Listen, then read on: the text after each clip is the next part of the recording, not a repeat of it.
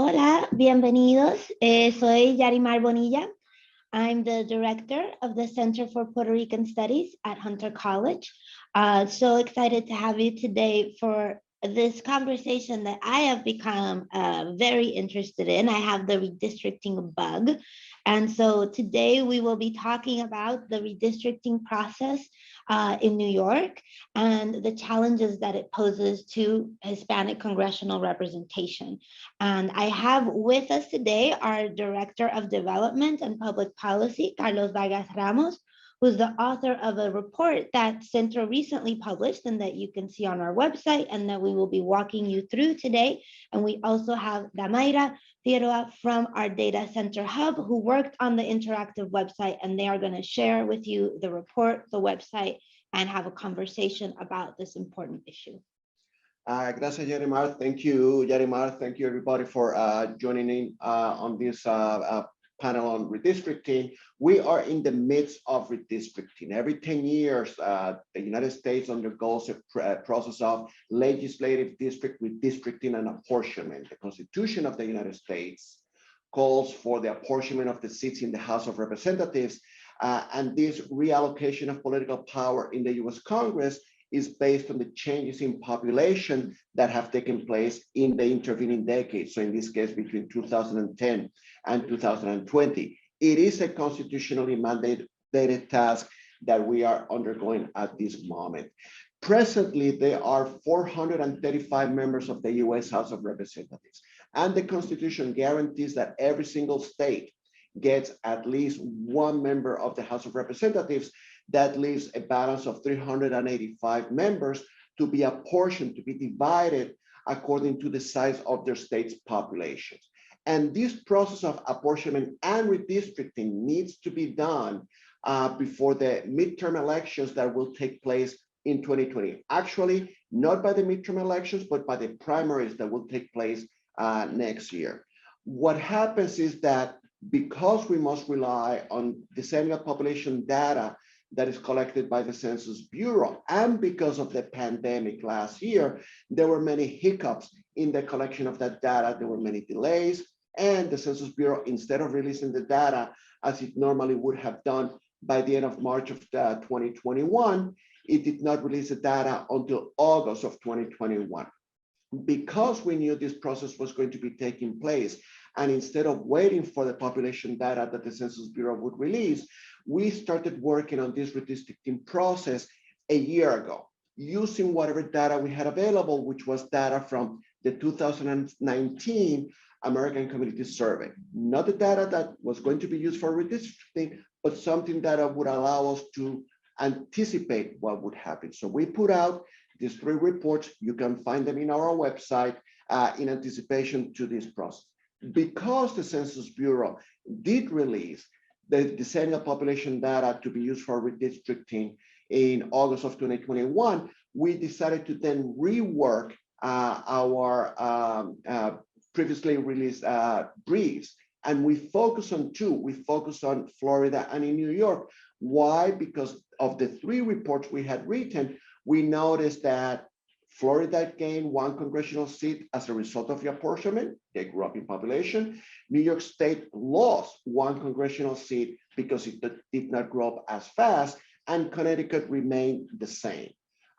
This map shows, this is produced by the Census Bureau, how in purple you will see the states that lost congressional representation. They are located mostly in the Midwest region, the Rust Belt, if you will, as well as California. California lost representation for the first time ever. However, there was a growth in population in the Southeast region, particularly Florida, North Carolina, and Texas. Texas gained 2 congressional seats, but also in the Mountain West, we saw increases in population. And at the rate of growth, we see that places like Utah and Idaho, they have rates of population growth that was tremendous, more than twice the level of population growth in the United States, which was 7%. Between 2010 and 2020, the population increased by 7%. North Dakota did it by 16%, Texas by 16%, Idaho, Florida did it by nearly 15%. New York State, however, only grew by 4%. And there were states such as West Virginia and Mississippi that lost population.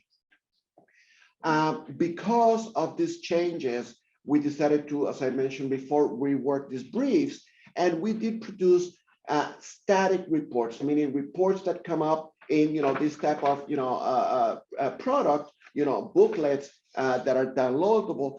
But we decided to make these websites more available in an interactive fashion. And I'm going to have my colleague Damaira Figueroa discuss a little bit the interactive site that we have created for everybody's use. Hello, everyone. I'm going to bring you to our interactive site. So here we have the home page where if you scroll down, we have our introduction and our data sheet series, Florida and New York. We're gonna go over to Florida. And here we have where you can download the PDF version by clicking here. And scrolling over, you will see tables in which you can sort and also search. So for example, you wanted to see New York only, here you have New York. We have also where you can sort. So if you click the column name, for example, 2020 census, you see here that the lowest is Wyoming. And if you click again, you'll see that the highest population was in California. And you can, again, click through all the column names to see on which you want to sort by. We also have maps, interactive maps available in which you can zoom in to see.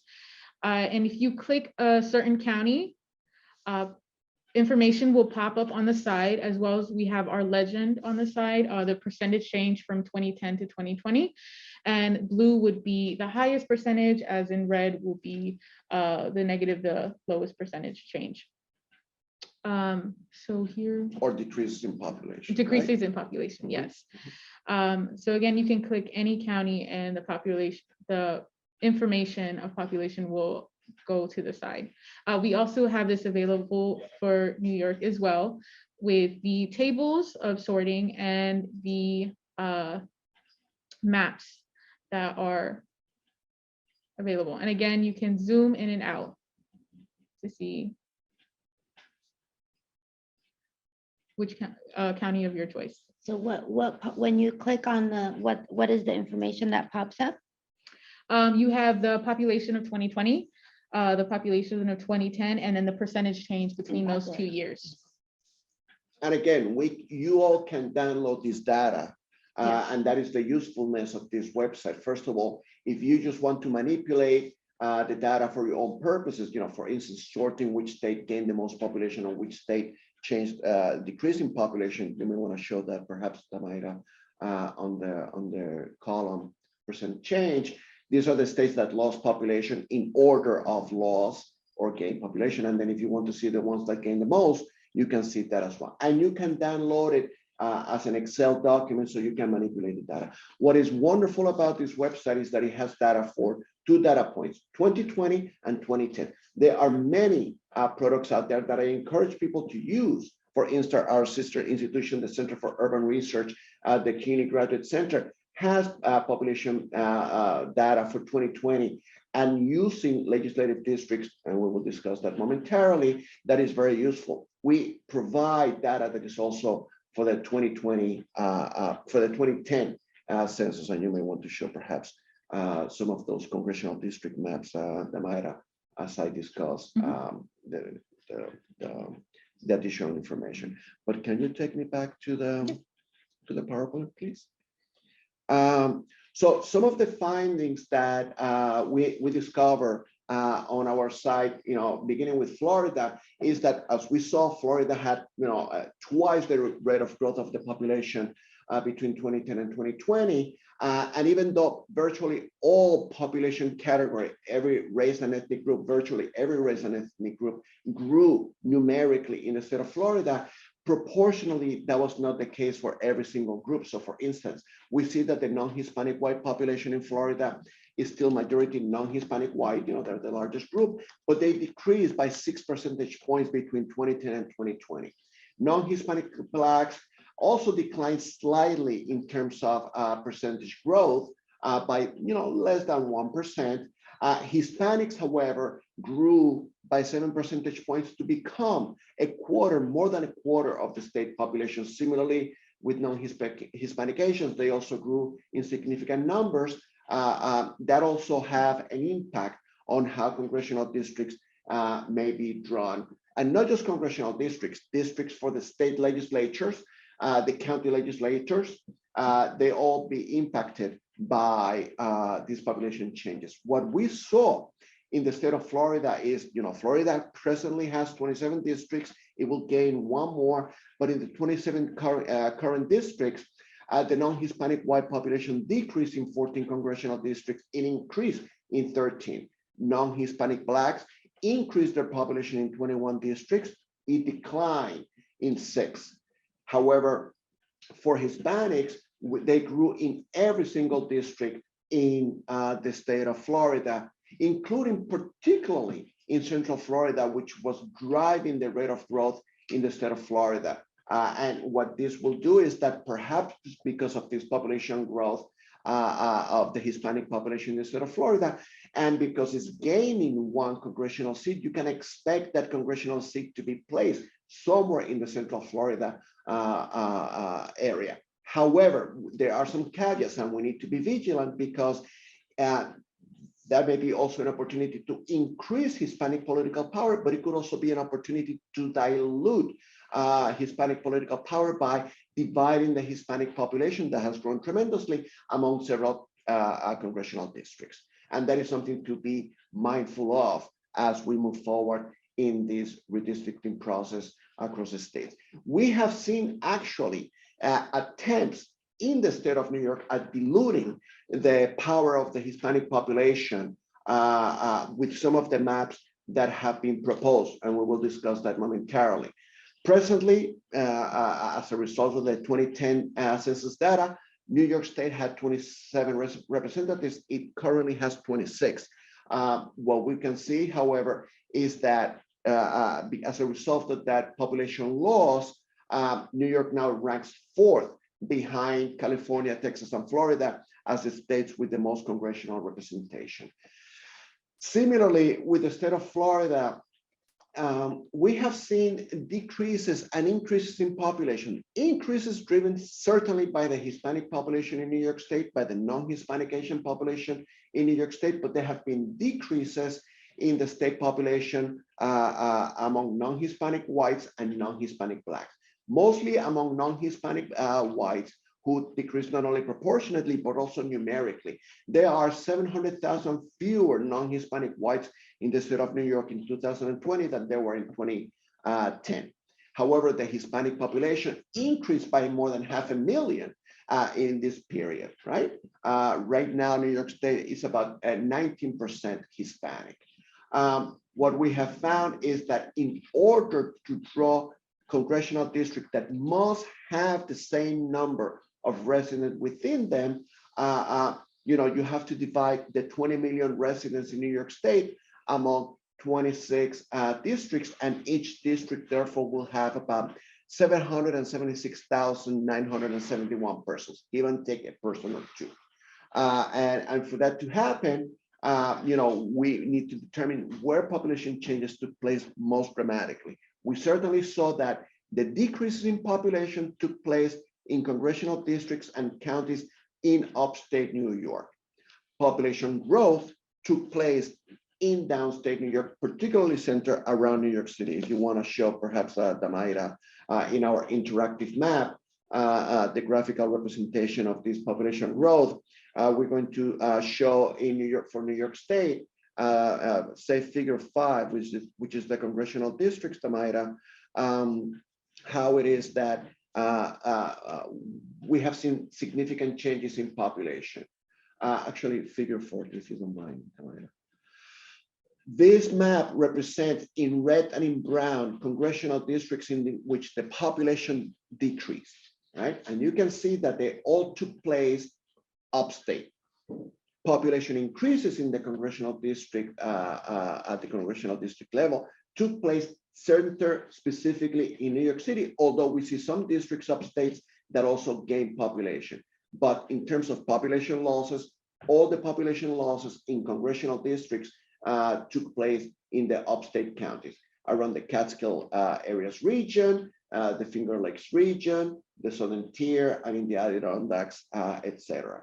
So you presumably would see, since New York State is losing one congressional district, you will see larger districts being drawn upstate to account for the loss of population, and perhaps more compact districts in the New York City area and surrounding areas in New York City. So we have seen that for the non-Hispanic white population, they decreased in population in 25 districts and only increased in 2.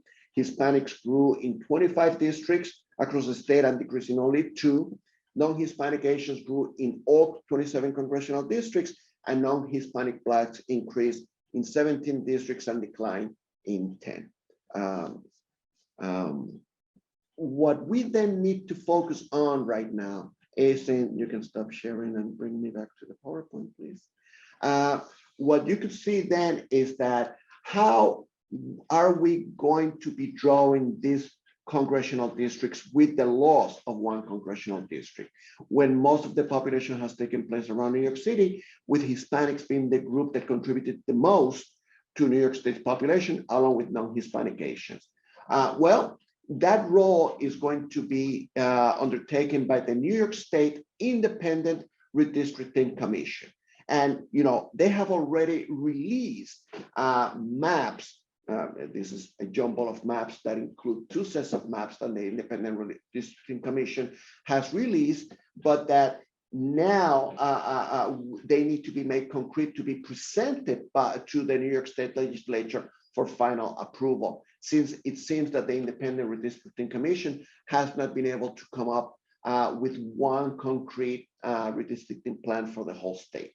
There are problems with some of these maps that I am going to let our director discuss, and also perhaps call on you to become involved also in the redistricting process by going to testify before the Independent Redistricting Commission, as we did this past week.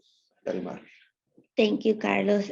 So I think this is on our website. If not, we will put it shortly. Carlos and I testified at the IRC hearings, and it was more fun than I expected, actually. And also, I think a rare chance for us to feel like we have a kind of direct conversation with the folks that are changing our congressional maps and changing, you know, the way that we are organized politically and represented politically. So the statement that we made was that basically both plans, and so there's the plan that is called letters because each district is named by a letter, and then there's a plan that's called names because each district that's created has a name. But so go back to the first one. So what we suggested was that, you know, both plans have problems. We were not just in favor of one and opposing the other. We actually had critiques of both.